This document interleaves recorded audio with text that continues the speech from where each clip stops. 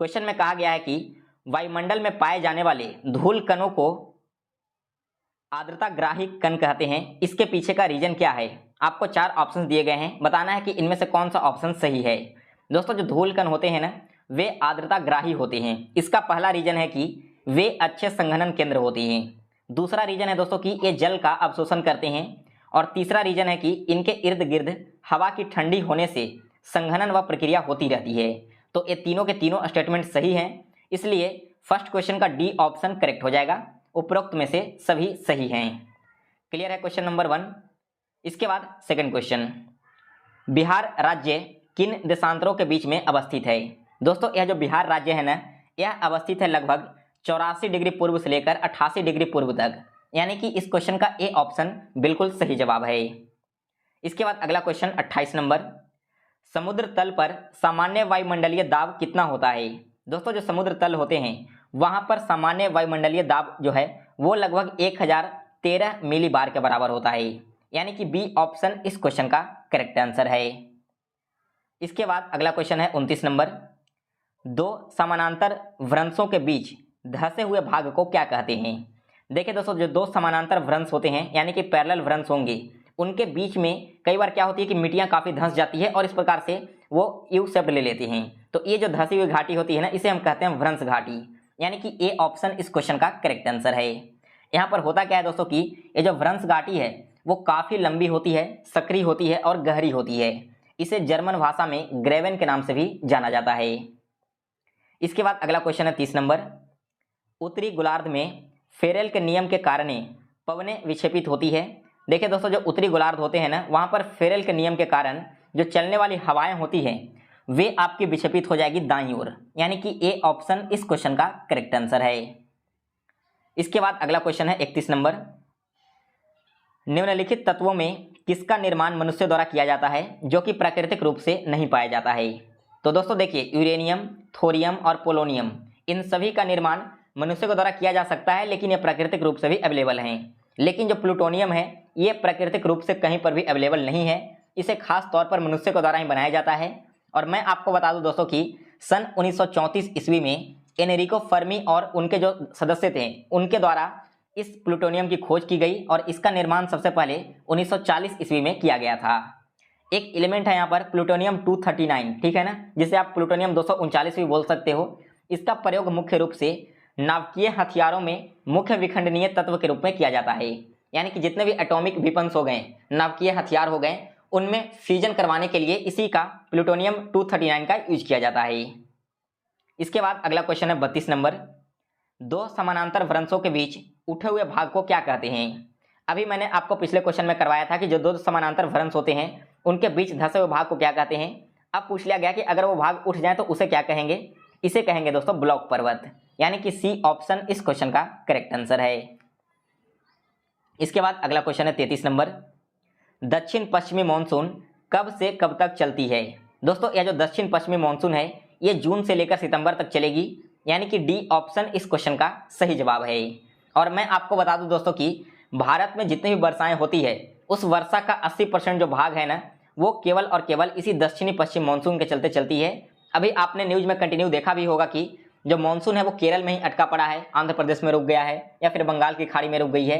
तो इसी की बात यहाँ पर क्वेश्चन में की जा रही है।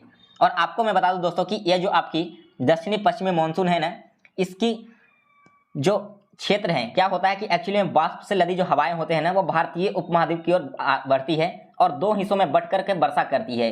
इसका जो एक भाग है वो अरब सागर की ओर चला जाता है, जबकि दूसरा भाग इसका बंगाल की खाड़ी की ओर चला जाता है। और इसलिए आपने देखा होगा कि जब आपका मानसून आने वाला था तो बंगाल की खाड़ी की तरफ भी थोड़े बहुत तूफान उठने शुरू हो गए थे। इस तरह की आपको देखने को इस मानसून के सीजन में जून से लेकर सितंबर में काफी देखने को मिलेगा। फिर इसके बाद अगला क्वेश्चन 34 नंबर है, निम्नलिखित वो आकृतियों में से किसके द्वारा बिहार राज्य का उत्तर पश्चिमी भाग घिरा हुआ है? दोस्तों देखिए बिहार राज्य का जो उत्तर पश्चिमी भाग है ना यह घिरा हुआ है सोमेश्वर पहाड़ी श्रेणी से, यानी कि ए ऑप्शन इस क्वेश्चन का करेक्ट आंसर है। दोस्तों यह जो आपकी सोमेश्वर पहाड़ी श्रेणी है ना ये आपकी हिमालय की सबसे ब्राह्मणतम श्रेणी में से आता है और इसे यहाँ पर नेपाल के साथ साथ जितने भी दलदली क्षेत्र है ना उन सभी में फैला हुआ है। नेक्स्ट है इसके बाद क्वेश्चन नंबर 35, जब जहाज अंतर्राष्ट्रीय तिथि रेखा को पश्चिम से पूर्व पार करता है तो उसकी तिथि में क्या होता है। देखिए, जब भी कोई जहाज अंतर्राष्ट्रीय तिथि रेखा को पार करेगा पश्चिम से पूर्व की ओर, तब उसकी जो तिथि है ना दोस्तों, वो एक दिन बढ़ जाएगी। यानी कि ए ऑप्शन इस क्वेश्चन का करेक्ट आंसर है। दोस्तों, यह अंतर्राष्ट्रीय तिथि रेखा क्या है, तो यह जो तिथि रेखा है ना, प्रशांत महासागर के बीचों बीच 180 डिग्री पर खींची गई उत्तर से लेकर दक्षिण की ओर एक काल्पनिक रेखा है। और इसी रेखा को पार करने के दौरान जो समय है वो काफ़ी बदल जाता है। जैसे अगर आप पश्चिम से पूर्व में पार करेंगे तो एक दिन बढ़ जाएगा, और पूर्व से पश्चिम में पार करेंगे तो एक दिन घट जाएगा। फिर इसके बाद अगला क्वेश्चन है 36 नंबर। यहाँ पर आपको खान और उससे संबंधित ऐसकों से मिलान करना है। तो क्या क्या है, सबसे पहले है खेतड़ी। दोस्तों, यह जो खेतड़ी खान है ना, यह मुख्य रूप से तांबे के उत्पादन के लिए फेमस है, यानी कि फर्स्ट का ए ऑप्शन हो जाएगा। फिर है निवेली खान। तो दोस्तों, यह जो निवेली खान है वो लिग्नाइट कोयले का है। इसके बाद जो जादू गोड़ा है दोस्तों, वो आपका यूरेनियम का है, और कुंदरे मुख आपका लोहा का है। तो इसका अरेंजमेंट आपने यहाँ पर देख लिया। सही जवाब इस क्वेश्चन का है ऑप्शन नंबर बी। फिर इसके बाद अगला क्वेश्चन है 37 नंबर। चट्टानों की घुलनशीलता किस क्षेत्र में प्रमुख है।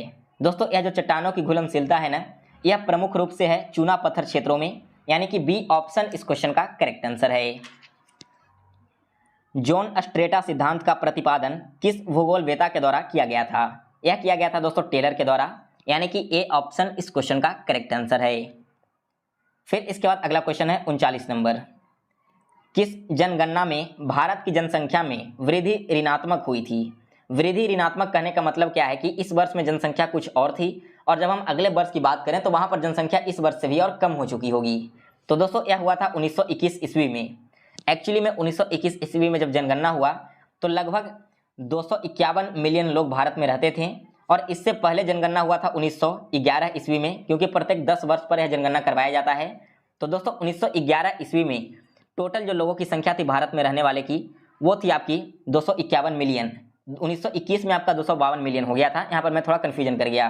251 मिलियन था 1911 में, 1921 में जब हुआ तो यह 252 मिलियन हो गया, यानी कि लगभग 1 मिलियन की यहाँ पर घटौती हुई थी। फिर इसके बाद अगला क्वेश्चन 40 नंबर। भारत के किस बंदरगाह द्वारा सबसे अधिक मात्रा में लौह अयस्क का निर्माण किया जाता है। देखिए दोस्तों, भारत का वैसा बंदरगाह का नाम बताना है जिससे सबसे ज़्यादा लौह अयस्क का निर्यात होता है। तो यह किया जाता है दोस्तों विशाखापत्तनम और मुर्मू गांव से।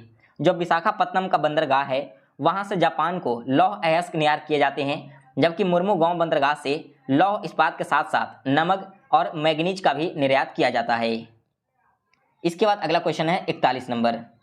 दक्षिण अमेरिका का कौन सा देश पेट्रोलियम का सबसे बड़ा उत्पादक है। तो यह है दोस्तों वेनेजुएला, यानी कि ए ऑप्शन इस क्वेश्चन का करेक्ट आंसर है। फिर इसके बाद है अगला क्वेश्चन 42 नंबर। भारत के प्राकृतिक वनस्पति के संबंध में कौन सा कथन सही है। तो इस क्वेश्चन का राइट आंसर है दोस्तों उपयुक्त में से सभी। अब देखिए कौन कौन सा स्टेटमेंट यहाँ पर दिए गए हैं। तो जो आपके अधिक वर्षा वाले क्षेत्र होते हैं ना, वहाँ पर सघन उष्णकटिबंधीय वन पाए जाते हैं। सेकंड है औसत वर्षा वाले क्षेत्रों में मानसूनी वन पाए जाते हैं। और तीसरा है निम्न वर्षा वाले क्षेत्रों में शीतोष्ण घास के मैदान पाए जाते हैं। तो ये तीनों के तीनों जो स्टेटमेंट यहाँ पर बताए गए हैं वो बिल्कुल सही हैं। फिर इसके बाद अगला क्वेश्चन है 43 नंबर। निम्नलिखित देश और राजधानी में कौन सा युग्म गलत है। तो यहाँ पर देखिए इथियोपिया का राजधानी सुबा लिखा गया है ना, जो कि बिल्कुल गलत है। इथियोपिया की राजधानी कहाँ पर है। इथियोपिया की राजधानी है दोस्तों अदीस अबाबा, जबकि सुबा जो है ना वो आपका फिजी देश की राजधानी है। फिर इसके बाद अगला क्वेश्चन है 44 नंबर। कैस्पियन सागर या झील कहाँ में अवस्थित है। दोस्तों यह जो कैस्पियन सागर है यह अवस्थित है कुछ यूरोप में और कुछ एशिया में। इसका जो क्षेत्रफल है दोस्तों वो 4,30,000 वर्ग किलोमीटर में फैला हुआ है। और अगर मैं देश की बात करूं तो रूस, ईरान, अजरबैजान, तुर्कमेनिस्तान और कजाकिस्तान जैसे देश की जो सीमा है इस झील से लगती है। अगला क्वेश्चन है 45 नंबर। भूमध्य सागरीय समुद्री जलवायु की विशेषता क्या होगी। दोस्तों इसकी विशेषता होती है कि शुष्क ग्रीष्मकाल और आर्द्र सर्दियां, यानी कि डी ऑप्शन इस क्वेश्चन का करेक्ट आंसर है। अगला क्वेश्चन इसके बाद है 46 नंबर। दक्षिणी गोलार्ध का ग्रीष्म अयनांत कब होता है। दोस्तों जो दक्षिणी गोलार्ध है इसका ग्रीष्म अयनांत होता है जाकर के 22 दिसंबर को, यानी कि डी ऑप्शन इस क्वेश्चन का करेक्ट आंसर है।